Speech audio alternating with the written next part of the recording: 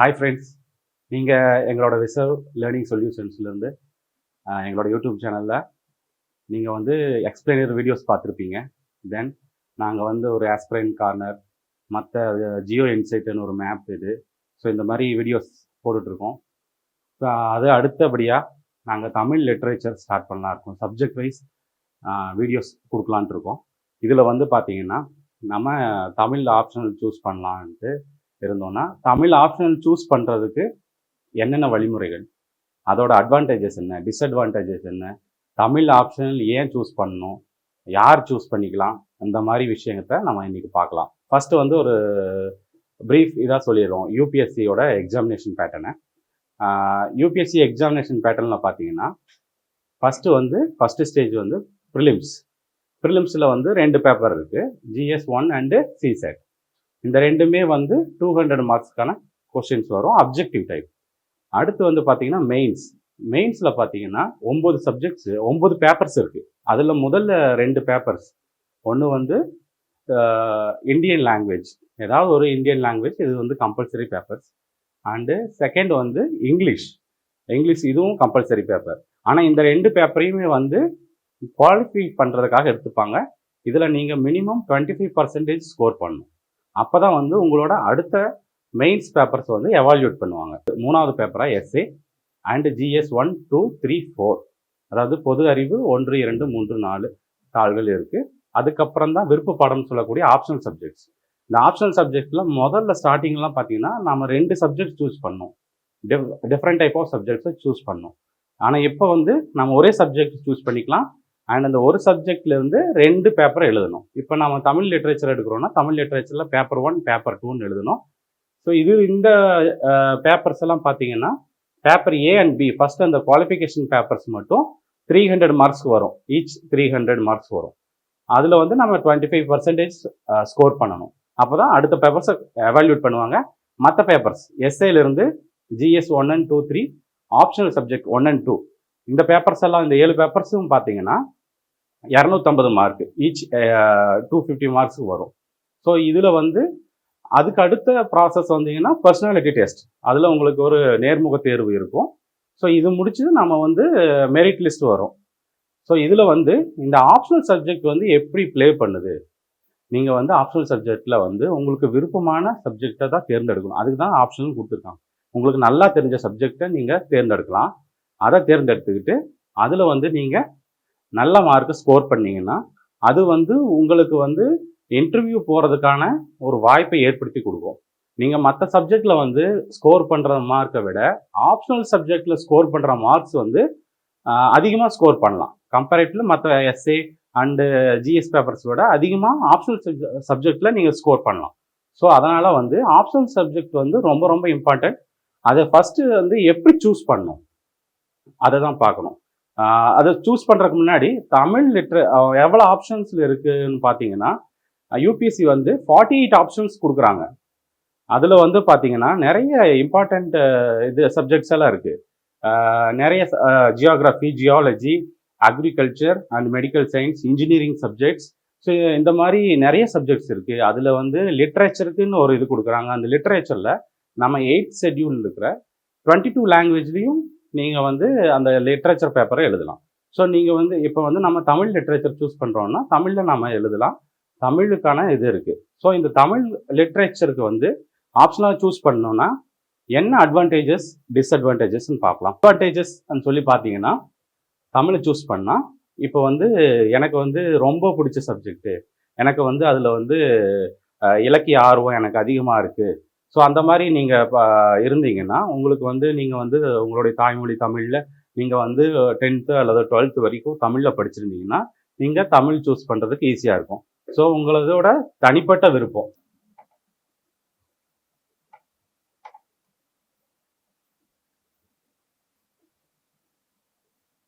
இரண்டாவது அட்வான்டேஜஸ் என்னன்னு பார்த்தீங்கன்னா குறைந்த போட்டியாளர்கள்.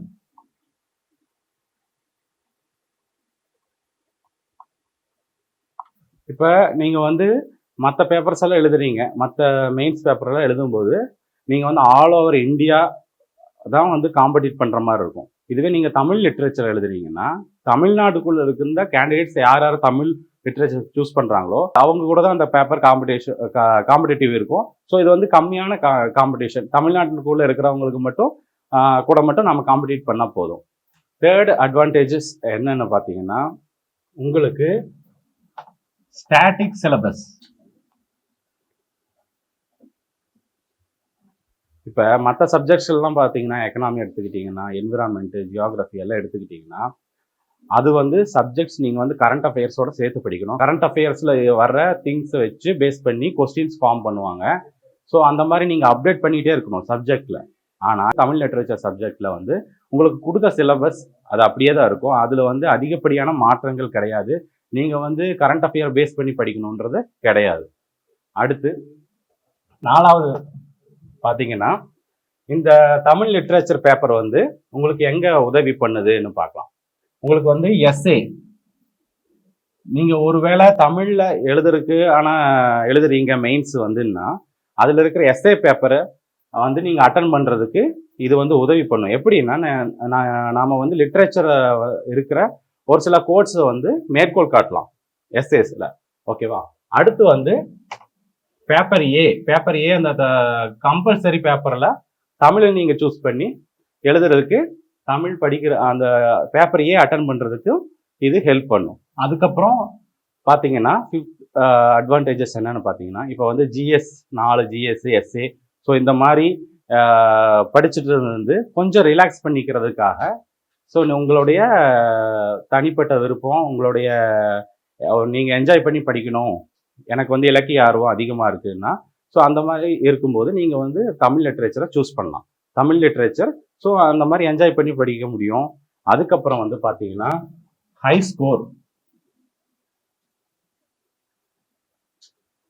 Scoring potential.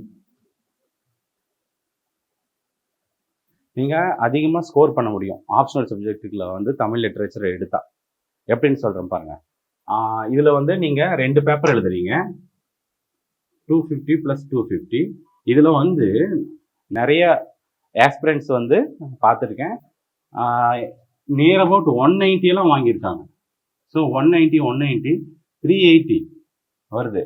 ஸோ நீங்கள் வந்து கண்டிப்பாக மோர் தென் 320 வாங்க முடியும். ஸோ நீங்கள் அவ்வளோ ஸ்கோர் பண்ணலாம் அதில். இது வந்து உங்களுக்கு ஒரு ஸ்ட்ராங் பேஸ்.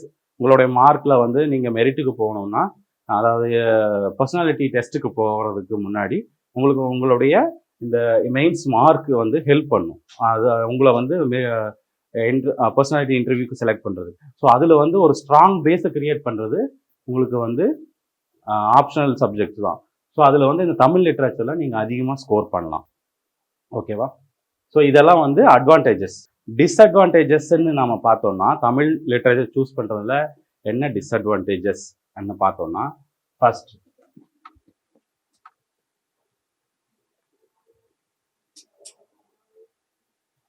இது வந்து ஜிஎஸ் பேப்பர்ஸோட ஓவர்லேப் ஆகாது. தமிழ் லிட்ரேச்சர் இது வந்து ஒரு தனி சப்ஜெக்ட் இல்லையா? ஸோ ஜிஎஸ் பேப்பரோட இது ஓவர்லேப் ஆகாது. இப்போ நீங்கள் வந்து ஒரு ஹிஸ்ட்ரி பேப்பர் ஆப்ஷனாக சூஸ் பண்ணுறீங்க, ஜியோகிராஃபி எடுக்கிறீங்க, சோசியாலஜி எடுக்கிறீங்க, பப்ளிக் அட்மினிஸ்ட்ரேஷன் எடுக்கிறீங்க. ஸோ இந்த மாதிரி பேப்பர்ஸ் நீங்கள் சூஸ் பண்ணும்போது அது வந்து உங்களுக்கு ஜிஎஸ் பேப்பர்லையும் ஹெல்ப் பண்ணும், ப்ரிலிம்ஸ்லையும் ஹெல்ப் பண்ணும், அண்டு மெயின்ஸ்லையும் ஜிஎஸ் 1, 2, 3, 4 இந்த 4 பேப்பர்லையும் ஹெல்ப் பண்ணும். ஆனால் தமிழ் லிட்ரேச்சர் சூஸ் பண்ணிங்கன்னா உங்களுக்கு வந்து எஸ்ஏ பேப்பரில் மேற்கோள் காட்டலாம். 2வது வந்து பேப்பர் ஏ, அதாவது லாங்குவேஜ் பேப்பர், அந்த கம்பல்சரி லாங்குவேஜ் பேப்பரில் அதுக்கு ஹெல்ப் பண்ணும். இல்லை எத்திக்ஸில் ஏதாவது ஒரு மேற்கோள் காட்டுறதுக்கு இது பண்ணிங்கன்னா அதுக்கு வந்து இந்த தமிழ் லிட்ரேச்சர் பேப்பர் வந்து உங்களுக்கு ஹெல்ப் பண்ணும். ஆனால் இது வந்து மற்ற பேப்பர்ஸ் மாதிரி ஜிஎஸோட ஓவர்லேப் ஆகாது. இதுக்கு வந்து நீங்கள் தனியாக படிக்கிற மாதிரி இருக்கும், தனியாக டைம் ஸ்பெண்ட் பண்ணி படிக்கிற மாதிரி இருக்கும். 2வது டிஸ்அட்வான்டேஜஸ் என்னென்னா, இது வந்து ஒரு சப்ஜெக்டிவ்னஸ்ன்னு சொல்லுவாங்க, சப்ஜெக்டிவிட்டி. இப்போ வந்து நாம் வந்து எக்ஸாம் எழுதுகிறோம், நம்மளோட ஆன்சர் நமக்கு தகுந்த மாதிரி நம்ம ஆன்சர் எழுதியிருப்போம். இப்போ அது வந்து ஒரு எக்ஸாமினர் திருத்துறாருன்னா அவர் வந்து அவரை படித்து அதை புரிஞ்சுக்கும் போது அவருக்கு வேறு அர்த்தங்கள் தெரியலாம். ஸோ அதனால் வந்து நமக்கு மார்க் கம்மியாகக்கூடிய வாய்ப்புகள் இருக்குது. இது சப்ஜெக்டிவ் ஓரியன்டாக தான் அணுகணும். ஸோ அது ஒரு டிஸ்அட்வான்டேஜ்.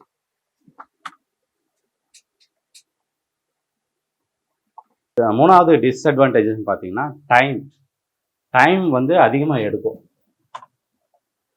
நீங்கள் வந்து இதுக்குன்னு தனியாக டைம் ஒதுக்கணும், ப்ரிப்பேர் பண்ணணும், எழுதி பார்க்கணும், உங்களோட ரைட்டிங் ஸ்கில்ஸ் எல்லாத்தையும் இம்ப்ரூவ் பண்ணணும். உங்களுடைய எழுது முறையில் வந்து உங்களோட தனித்திறமை அது தெரியணும். ஏன்னா ஒரே சிலபஸ்ஸு ஒரே இதுதான். ஸோ எல்லாரும் ஒரே மாதிரியாக படித்து ஒரே மாதிரி ரெஃபர் பண்ணுவாங்க.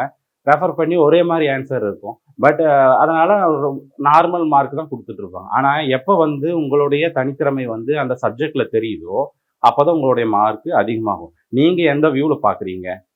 தமிழ் லிட்ரேச்சரில் ஒரு பாடல் வருதுன்னா அந்த பாடலுக்கு வந்து விளக்கத்தை வந்து நீங்கள் எப்படி புரிஞ்சுக்கிறீங்க? அதுலேருந்து என்ன விஷயங்களை எடுத்துக்கிறீங்க? இப்போ வந்து நீங்கள் வந்து ஒரு குடிமை பணி தேர்வு ஆகி நீங்கள் ஒரு ஆட்சியாளர் ஆகுறீங்கன்னா அதுக்கு வந்து இந்த தமிழ் லிட்ரேச்சர் எப்படி உதவி பண்ணுன்னா, நீங்கள் வந்து அந்த தமிழர்களுடைய பண்பாடு, அவர்களுடைய வாழ்வியல் முறைகள், இது எல்லாம் நீங்கள் வந்து வரலாறு சம்பந்தமான விஷயங்கள், கலைகள், இவற்றையெல்லாம் வந்து நீங்கள் தெரிஞ்சுக்கணும். அதை தெரிஞ்சுக்கிறதுக்கு இந்த தமிழ் லிட்ரேச்சர் பேப்பர் யூஸ் ஆகும். நீங்கள் தனித்திறமை வளர்த்துக்கணும். உங்களுக்கு ரைட்டிங் ஸ்கில்ஸ் கண்டிப்பாக வேணும். ரைட்டிங் ஸ்கில்ஸ் வந்து இம்ப்ரூவ் பண்ணணும். அதுக்கு வந்து நீங்கள் டைம் ஸ்பெண்ட் பண்ணணும். ஸோ அது ஒரு அதிகமான டைம் கொடுக்குற மாதிரி இருக்கும் லாங்குவேஜ். நீங்கள் அதுக்கப்புறம் பார்த்தீங்கன்னா இப்போ வந்து கோச்சிங், தமிழ் லிட்ரேச்சருக்கு கோச்சிங் நீங்கள் வந்து ஆப்ஷனல் சப்ஜெக்ட்ஸ் எல்லாம் படிக்கும்போது கொஞ்சம் கோச்சிங்ஸ் கிடைக்கிறது கஷ்டமாக இருக்குது. இப்போ வந்து நான் வந்து ப்ராக்டிஸ் பண்ணும்போது பார்த்தீங்கன்னா தமிழ் லிட்ரேச்சரை எடுக்கிறவங்க அந்த இதில் வந்து அதுக்குன்னு தனியாக பே பண்ணணும். அதுக்கான இது வந்து ஆப்ஷனல் சூஸ் பண்ணணுன்னா இப்போ 20 பேர் இருந்தால் தான் நாங்கள் வந்து ஆப்ஷனல் கொடுப்போம், இல்லைனா வேறு ஒரு இன்ஸ்டியூஷனில் போய் பாருங்கள். ஸோ இந்த மாதிரியெல்லாம் வந்து இது கஷ்டப்பட வேண்டியதாக இருந்தது. ஸோ நாமளே படிச்சுக்கலாம் தான், தமிழில் வந்து நாமளே படித்து எழுதலாம். ஆனால் அந்த எழுதும் முறையிலையும் நாம் வந்து என்னென்ன யுத்திகளை கையாண்டு மற்றவங்கள விட நம்ம மார்க் கொஞ்சம் அதிகமாக வாங்கணும். ஸோ எழுத்து வந்து நல்லா இருக்கணும், நீட்டாக எழுதணும். ஸோ இந்த மாதிரி விஷயங்கள்லாம் வந்து நாம் வந்து ஒரு கோச்சிங் இருந்தால் தான் முடியும். ஆனால் இது வந்து கோச்சிங் வந்து தமிழ் லிட்ரேச்சருக்கு வந்து எனக்கு தெரிஞ்சு ரொம்ப கம்மியாக இருக்குது. இப்போ வந்து நீங்கள் போய் ஒரு இன்ஸ்டியூஷனில் கேட்குறீங்க, ஜியோகிராஃபி கேட்குறீங்க, சோசியாலஜி கேட்குறீங்க, இம்மிடியேட்டாக கிடச்சிரும். பப்ளிக் அட்மினிஸ்ட்ரேஷன் இதுக்கெல்லாம் வந்து கோச்சிங் வந்து ஈஸியாக கிடச்சிரும். பட் தமிழ் லிட்ரேச்சருக்குன்னு பார்க்கும்போது கொஞ்சம் லெஸ் கோச்சிங் தான் இருக்குது. ஸோ இந்த டிஸ்அட்வான்டேஜஸ் தான். ஓகேவா? இதுக்கு அடுத்தபடியாக நம்ம என்ன பார்க்குறோன்னா, ஸோ அட்வான்டேஜஸ் டிஸ்அட்வான்டேஜஸ் வந்து நம்ம பார்த்துட்டோம். ஸோ இப்போ அந்த சப்ஜெக்டே லாஸ்ட்டாக வந்து நம்ம எப்படி சூஸ் பண்ணுறது, எப்படி டிசிஷன் எடுக்கிறது, அதை எப்படின்னு பார்ப்போம். இதுக்கு அடுத்து வந்து டிசிஷன் எடுக்கிறதுக்கு உங்களுடைய தனிப்பட்ட விருப்பம் தான்.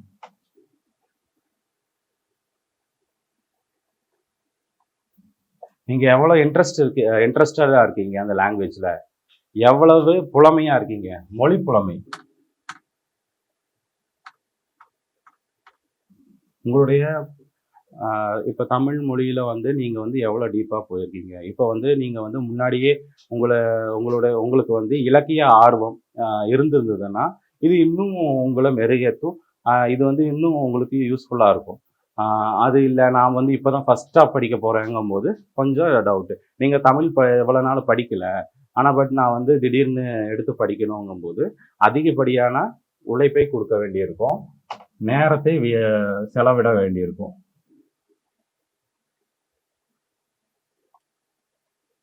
அதுக்கப்புறம் பார்த்தீங்கன்னா உங்களுடைய தனிப்பட்ட திறமை, ரைட்டிங் ஸ்கில்ஸ் ஆகட்டும், ப்ரெசன்டேஷன் ஸ்கில்ஸ் ஆகட்டும். ஸோ நீங்கள் வந்து எந்த டைமென்ஷனில் வந்து ஒரு சில விஷயங்களெல்லாம் புரிஞ்சுக்கிறீங்க, ஒரு விஷயத்தை பார்க்கும்போது அதில் இருக்கிற சமூக நிலை என்ன, பெண்களின் நிலை என்ன, அன்னைக்கு இருந்த அரசியல் சூழ்நிலை, பொருளாதார சூழ்நிலை, மக்களுடைய வாழ்க்கை நிலை, இப்படி எல்லாத்தையும் எப்படி நீங்கள் டிஃப்ரென்ஷியேட் பண்ணி பார்த்துக்கிறீங்க சொல்லி அதில் அவங்களுடைய தனித்திறமை எப்படி வெளிப்படுதுன்றதை பொறுத்தும் நீங்கள் வந்து தமிழ் ஆப்ஷனல் சப்ஜெக்டாக சூஸ் பண்ணலாம்.